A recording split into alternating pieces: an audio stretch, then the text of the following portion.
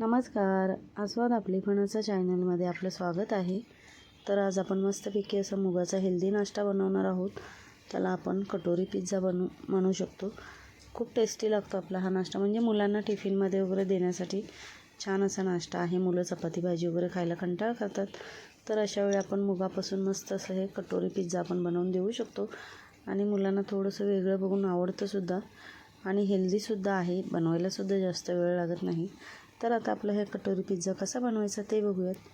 तर ते बनवण्यासाठी इथे मी मूग घेतलेले आहेत. आपले जे मूग त्यांना मोड काढून घेतले आणि ते आपल्याला आता स्वच्छ धुवून घ्यायचे आहेत. आणि धुवून आता आपल्याला हे मिक्सरच्या भांड्यामध्ये काढून घेऊयात. त्यानंतर त्याच्यामध्ये 4-5 लसूणच्या पाकळ्या घेतलेल्या आहेत. थोडंसं जिरं घालून घ्यायचं आहे आपल्याला. आणि आता हे आपल्याला किंचित असं पाणी घालून मिक्सरला फिरवून घ्यायचं आहे. थोडंसं फिरवून घेतल्यानंतर आपल्याला त्याच्यामध्ये थोडीशी कोथिंबीर घालायची आहे आणि एकदम बारीक पेस्ट तयार करून घ्यायची आहे. पेस्ट आपण ही बाउलमध्ये काढून घ्यायचं आहे. आणि जे एक्स्ट्राचं बॅटर लागलेलं असतं आपल्या भांड्याला, त्याचं पाणी थोडंसं आपण ते घालून घेतलं आणि मिक्स करून घ्यायचं आहे. त्यानंतर आता आपल्याला त्याच्यामध्ये चवीनुसार मीठ घालून घ्यायचं आहे. मीठ घातल्यानंतर पुन्हा एकदा व्यवस्थित मिक्स करायचं आहे. आणि आपलं जे बॅटर आहे ते बाजूला ठेवून देऊयात. त्यानंतर आपण त्याच्यासाठी लागणारं जे आपलं स्टफिंग आहे ते बघूयात. तर स्टफिंगसाठी इथे मी टोमॅटो, शिमला मिरची आणि कांदा घेतलेला आहे. आपल्याला एकदम बारीक चॉप करून घ्यायचा आहे.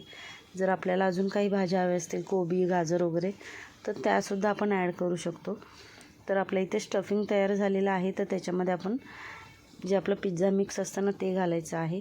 त्याची छान अशी चटपटीत टेस्ट येते आणि मुलांनासुद्धा फार आवडतं. जर ते नसेल, तुम्ही लाल तिखट वगैरे घातलं, धना जिरा पावडर तरीसुद्धा चालेल. चवीनुसार मीठ घालून घेतलं आहे. आणि हे आपलं जे स्टफिंग आहे ते सुद्धा आता आपण तयार करून घेतलेलं आहे.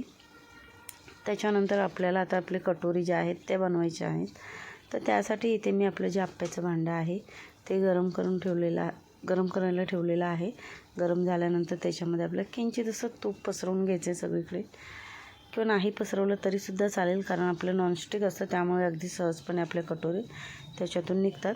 तर त्यानंतर आपल्याला बॅटर घ्यायचं आहे. जे आपण मुगाचं बॅटर तयार केले थोडंसं घालायचं आहे, जास्त नाही. आणि चमच्याने व्यवस्थित त्याला असं मस्त असं कटोरीचा शेप द्यायचा आहे. सगळ्या बाजूने व्यवस्थित असं छान असा कटोरीचा शेप आला पाहिजे. तर जास्त वेळ लागत नाही, अगदी झटपट होतं आणि एका वेळी आपण भरपूर सारे कटोरे बनवू शकतो आपल्या आप्याच्या भांड्यामध्ये. तर अशा पद्धतीने बघा आपल्याला मस्त अशी कटोरी बनवून घ्यायची आहे. आणि अशा सगळ्या कटोऱ्या आपल्या ज्या आहेत त्या आपल्याला बनवून घ्यायच्या आहेत. तर आपल्या ज्या कटोऱ्या आहेत त्या आता इथे मी सर्व बनवून घेतलेल्या आहेत. त्याच्यानंतर आपलं जे स्टफिंग आहे आपण तयार केलं कांदा, टोमॅटो, शिमला मिरचीचं, ते स्टफिंग घालून घ्यायचं आहे सगळ्या कटोरीमध्ये. आणि स्टफिंग घातल्यानंतर वरून आपल्याला चीज घालायचं आहे. चीज म्हटलं तर सर्वच मुलांचं फेवरेट असतो. आपण बाहेरून पिझ्झा वगैरे आणतो, त्यापेक्षा मुलांना अशा पद्धतीने हे देऊन बघा, खरंच खूप टेस्टी लागतं आणि मुलंसुद्धा फार आवडीने खातील. तर चीज घालून घेतले. आता आपण त्याला छान असं 2-3 मिनटं स्लो गॅसवर वाफवूयात. तुम्हाला हवं असेल तर तुम्ही अजून क्रंचीसुद्धा करून घेऊ शकता. तर इथे आपण आता बघूयात 4 मिनटं झालेली आहेत. तर आपण आता चेक करून बघूया. स्लो गॅसवरती आपण केलेले आहेत. तर आपली कटोरी जी आहे ती अगदी सहजपणे निघाली गेले. याचा अर्थ आपल्या ज्या कटोऱ्या आहेत त्या तयार झालेल्या आहेत. तर अशा पद्धतीने तुम्ही हे कटोरी पिझ्झा बनवून बघा. खूप टेस्टी लागतं, बघायलासुद्धा खूप छान वाटतं आणि हेल्दीसुद्धा आहे. जास्त तेलाचा वापर वगैरे न करता अगदी साध्या सोप्या पद्धतीमध्ये आपला हा कटोरी पिझ्झा बनवून तयार होतो.